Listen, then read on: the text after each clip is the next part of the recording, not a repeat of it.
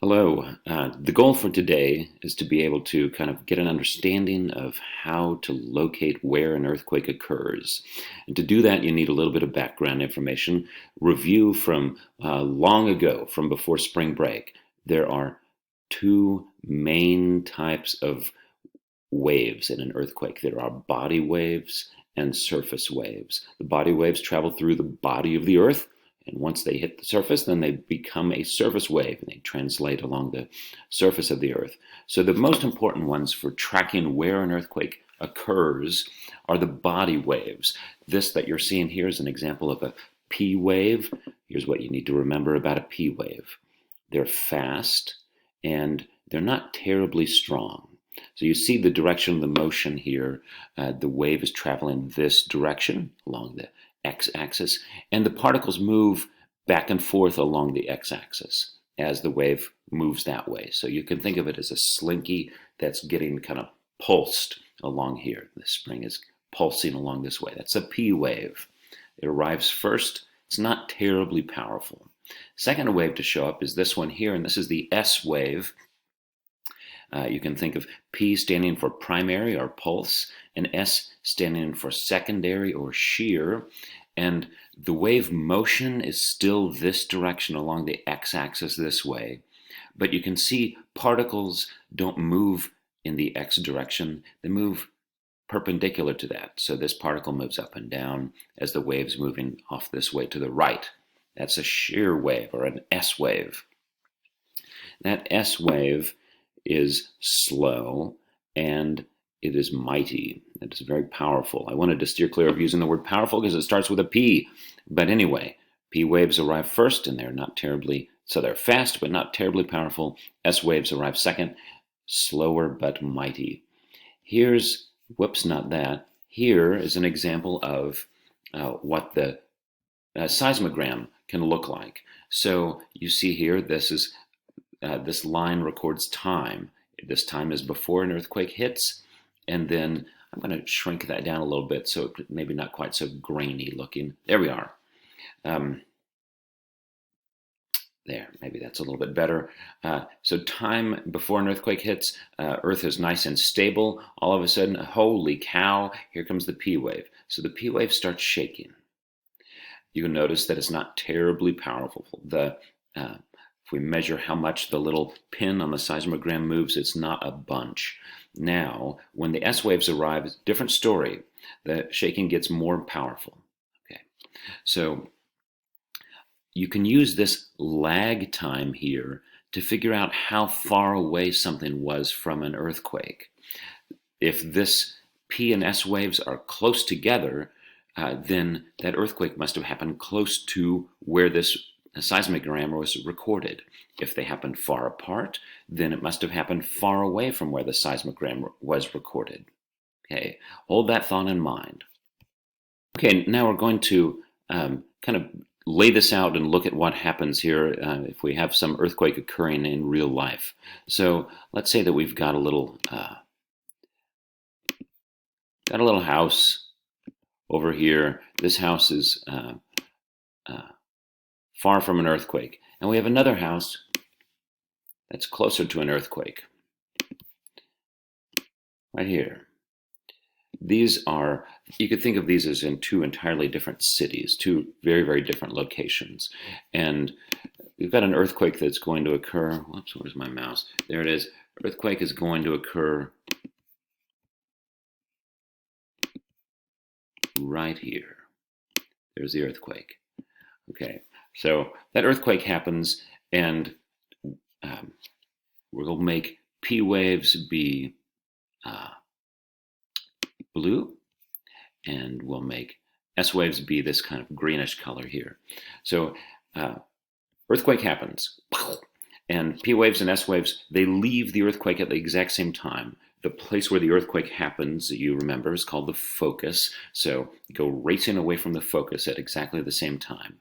Here's the way we draw that. They're leaving in a circle, or like in a sphere. It's an expanding three-dimensional bubble. We can't draw that, so we're just going to draw it on here as a circle.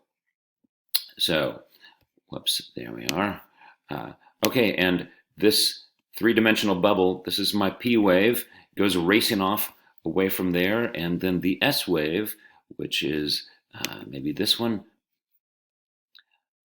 goes racing off like this. They left at the same time, but they are traveling at different speeds. So that means that they're going to reach different locations at different times. And we can use this signal here, this gap here, to figure out how long ago the earthquake happened, and then roughly how far away it happened from a certain location.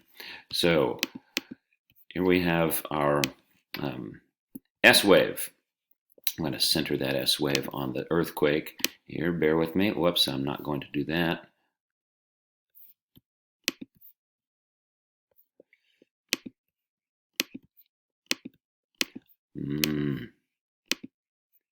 That makes me upset. I'm not able to grab what I want to grab. We'll just do this again. Here we have our P wave here and our S wave here. I need to be able to center those so that they hit the house here, and we can see a gap in the time. So let me see if I can grab just, no, I don't want to grab the whole blasted thing. I just want to grab one circle. You silly old thing. God bless America. Okay, I figured out how to do what I want to do. So we have now some P wave that goes racing off away from that earthquake, and you can see, I'm going to see if I can position this just the way I want it because I'm OCD. It's centered on the earthquake, and it just has arrived at the little house. There's an S wave that comes cruising along after it, and that S wave looks like this. There we are. S wave looks like this. So it's also centered on the earthquake, because I'm centering it, and it's not quite as big. It hasn't quite gone as far as the other one. So there's a little gap in time. If you live here in this house here on the right, there's a little gap in time between when the P wave arrives and the S wave arrives. Because of that little gap in time, you can tell that this location is fairly close to the earthquake. Now let's look at the house over here on the left side, on the west. On the west side, here's what this would look like. Oops, undo that. Good Lord. There we are. That's what I wanted to grab. Okay. Left side. The earthquake, the P wave is still centered on the earthquake, and it has now arrived at the house. The S wave is also centered on the earthquake, and it's expanding, but there's a bigger gap in time. So it's centered on the earthquake again. I'm going to compulsively center it some more. There we are. Whoops, I centered the wrong one. I'm going to compulsively center the S wave some more. I keep grabbing the wrong one.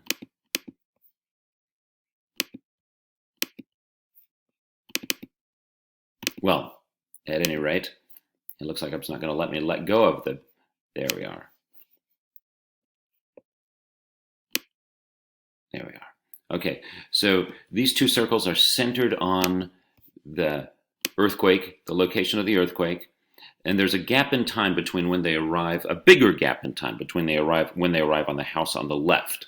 So that means the house on the left is farther away from the earthquake. Okay, bear those things in mind.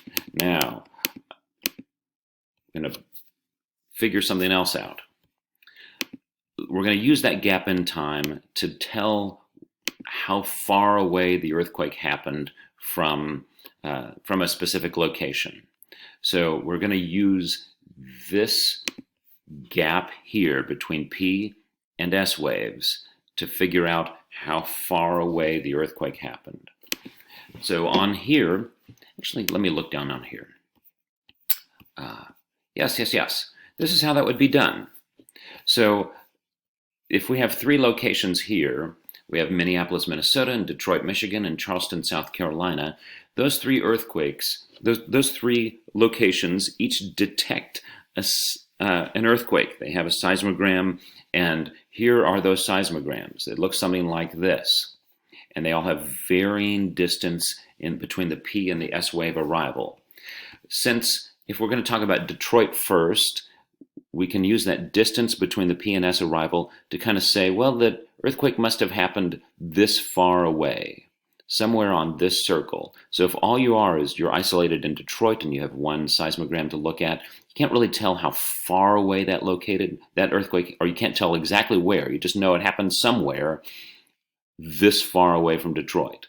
Now, if you have some other seismogram, let's say in Minneapolis, Minnesota, you can do the same thing. You can say, well, the earthquake occurred somewhere on this green circle because it must have happened somewhere, 500 miles from this location. So you're going to look at where these two circles cross. They cross at this spot here and this spot here. So with two seismograms, it's possible to narrow down the location to two spots. If you have a third seismogram that detects the earthquake and you can tell this one was further away, the circle's bigger, it's also, if things work out correctly, those three circles should cross at one point, which means this right here is the approximate location of the epicenter. Holy cow, that's a difficult concept to do without standing up in front of you and waving my arms and drawing things on the board, but maybe we've done it. I'm going to share this document here with you. This may be helpful to read your way through this as well. Go be awesome.